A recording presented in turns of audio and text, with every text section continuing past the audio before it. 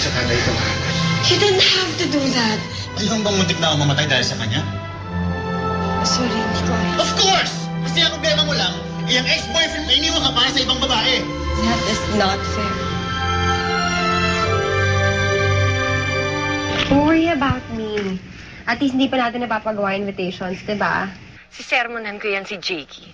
I can't believe he did this to you. And what's more, I can't believe you didn't tell me right away. Tuloy, I'm so worried about you. I want to fly there and be with you right now. Ma, wag na. 4 days na lang naman ako dito eh. 4 days? Bakit 4 days pa? Ay, nako. I'm going to book you a flight. You can come home immediately. Pupunta pa kasi ako ng Salzburg, Ma. Salzburg? Anong gagawin mo doon, Iha? I don't know. Forget. Basta ayaw ko lang umuwi ng Manila na yung sa amin ni Jake yung bit-bit ko. May pobre Iha. Ma, I'm fine. Kaya ako nga gagawin to eh. Jen, you sure there's nothing I can do for you to make you feel better? Ay, nako, Ma. Meron. Just take care of yourself and Papa. Give him a hug for me, okay? I'll call you before my flight. Love you, Ma. I love you too. Te quiero mucho. Bye.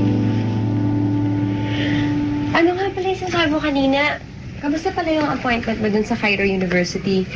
Pabalikan daw ako ng university kung may opening next semester. Kung meron, lilipad na ako kagad. Oh, well, if it makes you happy, go. Pero paano si Rolf? Okay naman daw sa kanya. Sasama nga siya eh. Wow! I'm happy for you! At least isa man lang sa atin, di ba magkakaroon ng happily ever after, di ba?